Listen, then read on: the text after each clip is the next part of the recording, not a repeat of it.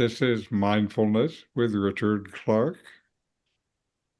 Listen, reflect, and deeply meditate. Most people think irritation and impatience are caused by other people. Someone is driving too slowly. Someone repeats the same story. A computer freezes. A family member does not listen. The mind quickly points outward and says, "That's the problem." Yet, mindfulness reveals something surprising. The suffering is often not in the situation, but in the reaction that follows. Irritation can appear in a moment and disappear in a moment, or it can grow into hours of frustration, tension, and unhappiness. Buddha taught about the two arrows. The Buddha taught that while we cannot avoid the first arrow of pain, we don't need to shoot ourselves with the second arrow of mental suffering. Irritation and impatience are part of the second arrow. What makes the difference? Awareness. If you find these reflections helpful, please like, subscribe, ring the bell, and leave a comment about your thoughts. Welcome. This is Richard Clarke. Today's session will be on working with irritation and impatience, observing reactive habits before they become suffering. Irritation is a normal part of human life. Every person experiences moments when reality does not match their preferences. Something takes longer than expected. Someone behaved differently than you'd like. Your expectations were not met. The body feels discomfort. Plans change unexpectedly.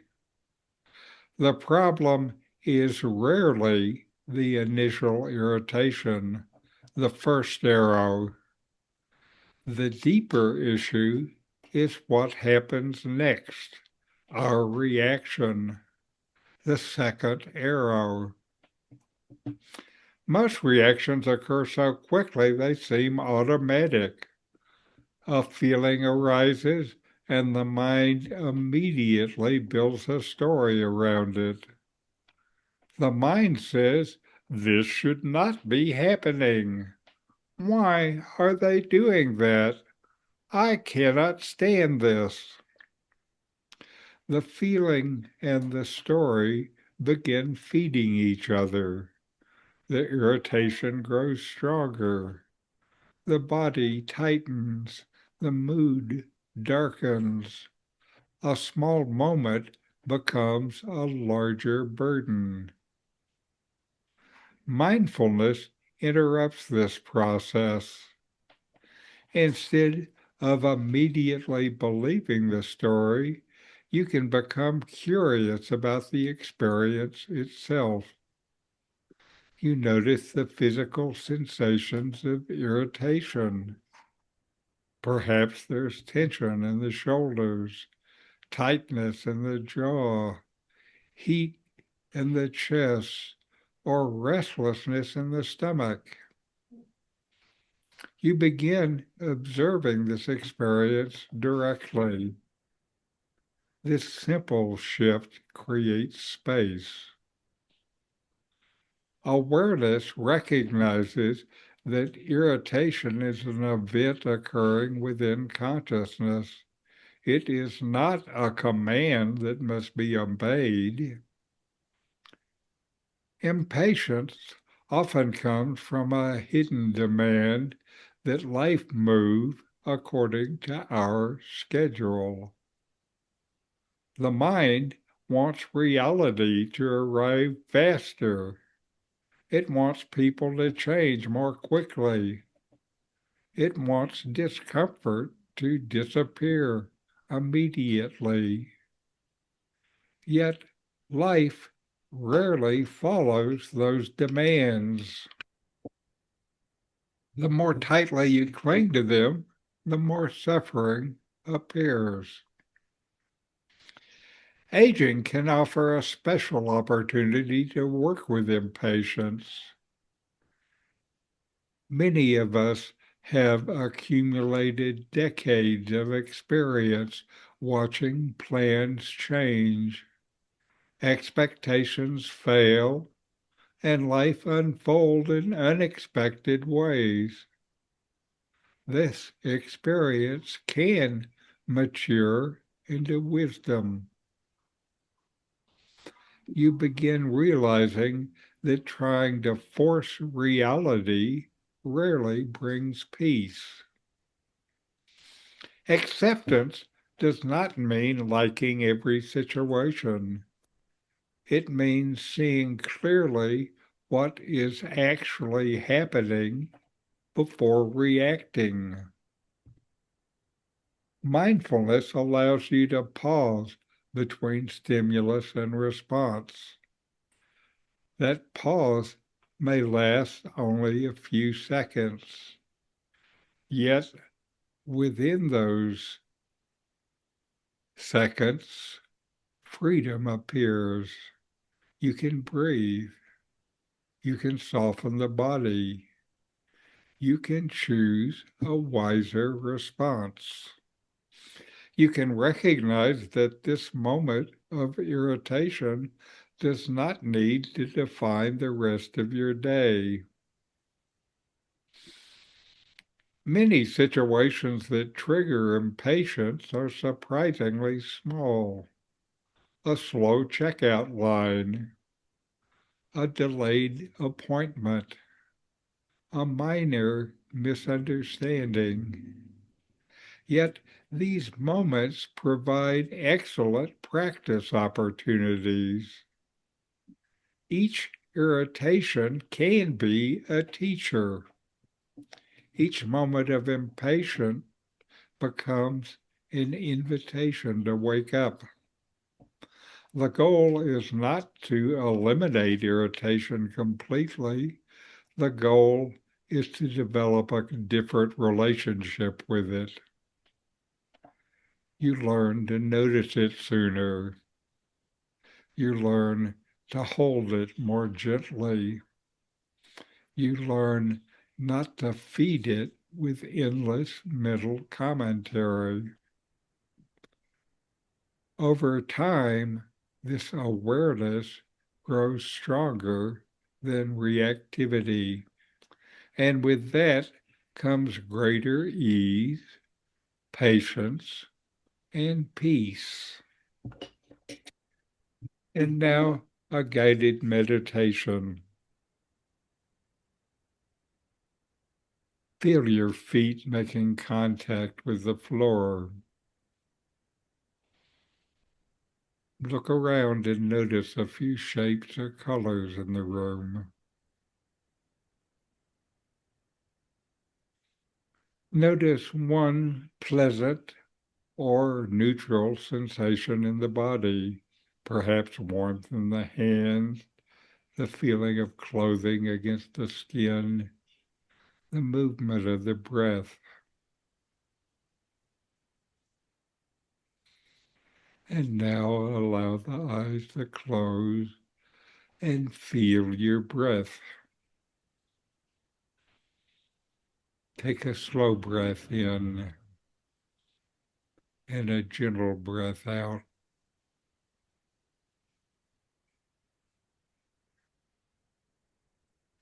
Allow the body to settle.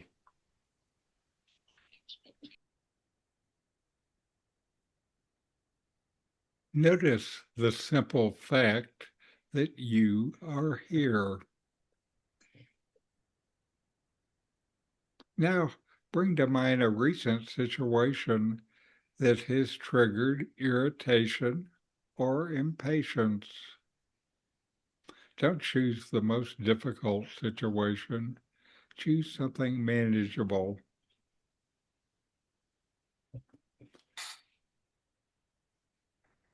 And notice what happens in the body as you recall it. Where do you feel the reaction? Perhaps the jaws, the shoulder, the chest. Simply observe. No need to change anything. Now ask quietly, what does irritation feel like before the story begins? And rest with the raw sensations.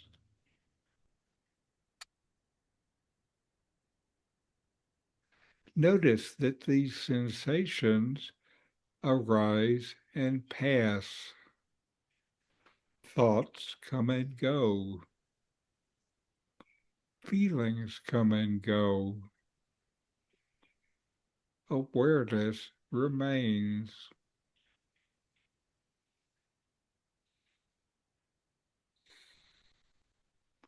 And take a few slow breaths.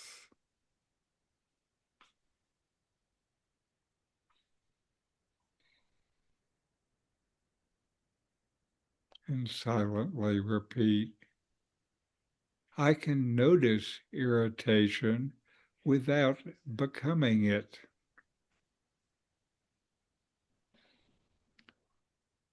I can pause before reacting. This moment is enough. Allow the body to soften with each exhale and rest for several moments in simple awareness.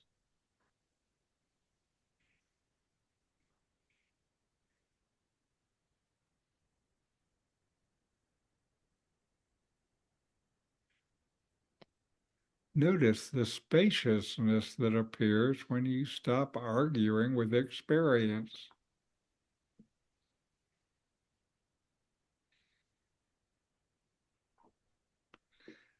And gently deepen the breath. Feel your feet again. Wiggle your fingers and toes.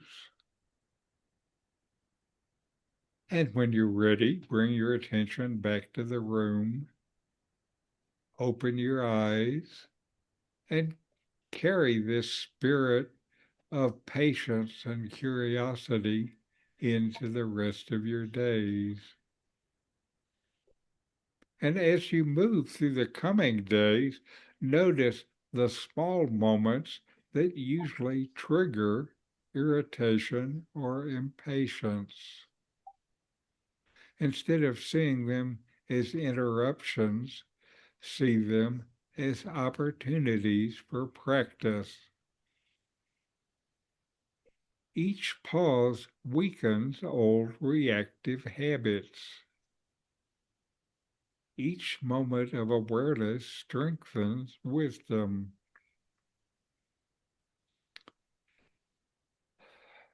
You don't need to move faster for peace to be present. Peace becomes available when you stop demanding that this moment be different from what is.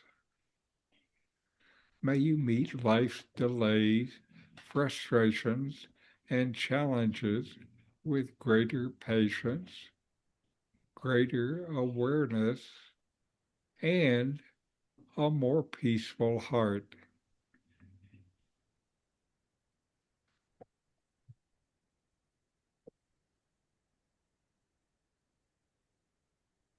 Now, Barley, how's your meditation been? It's been all right. I wanted to recall that last Sunday Matt had that video of meditation, and Uh-huh. the guy was breathing in and then kind of holding it. And during that moment, you didn't think. I mean, and we've Mhm. done something very similar, breathing in and breathing out, but he called special attention to that moment where you just kind of waited to breathe out again. And that was your meditation. I like Th- that. There are a lot of those moments if you start noticing them. One of those moments is between two words. Oh, wow.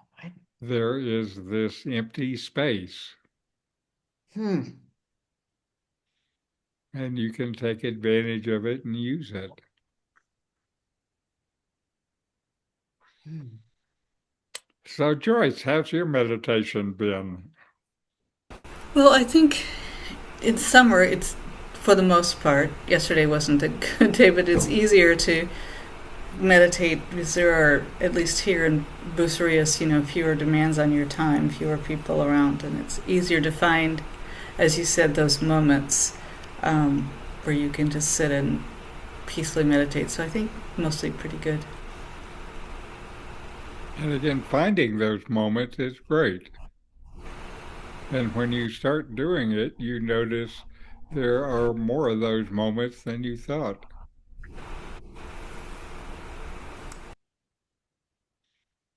So, how's your meditation been, Michael? Improving. Um, uh, I'm not sure how to use the comments that you've talked about, but I wanted to thank you for this opportunity. This is very helpful for me, and I like what you're saying all through the day. A long time ago, I was exposed to prayer a priori, which is sort of a state of being in which you sort of meditate at all times. And that's kind of a goal of mine. And I appreciate you helping me get there. Well, very good. You're the one who's doing it, though. Yes, yes. So, very good. And now we have a Buddhist story, Why Expectations Lead to Suffering. Why expectations lead to suffering. The wandering monk once met a farmer frustrated with his land. I planted my crops with care, the farmer sighed, but the rains did not come as I expected. My harvest is ruined. The monk picked up a cup and held it under the sky. If I expect the clouds to fill this cup, I will go thirsty. But if I walk to the river, I will always have water. The farmer frowned. But I cannot control the rain. The monk smiled. Exactly. We suffer when we demand life to follow our desires, but peace comes when we adapt, rather than resist. The farmer took a deep breath, his shoulders relaxing. Then, I must learn to farm with the seasons, not against them. The monk nodded. And in doing so, you will suffer less and thrive more. How often do we expect life to go our way, only to be disappointed? What if we learn to move with life instead of against it? Has life ever surprised you in an unexpected way? Share your thoughts in the comments, and if you're seeking wisdom, consider subscribing.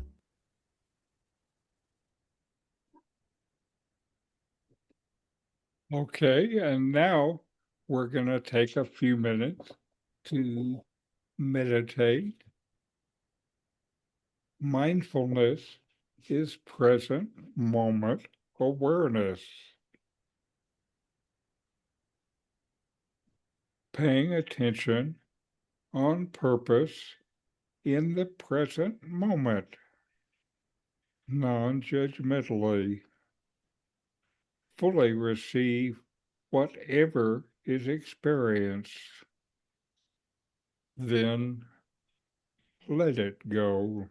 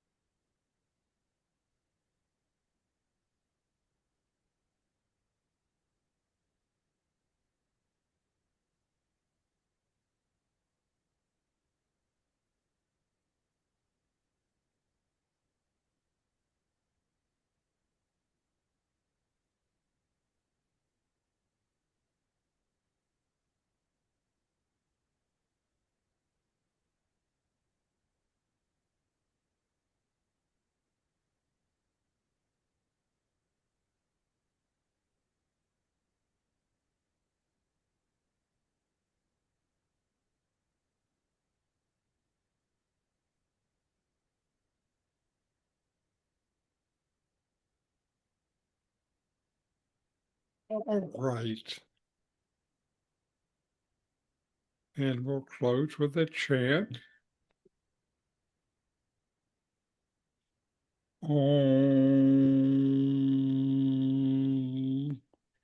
Shanti, Shanti, Shanti. Om, peace, peace, peace.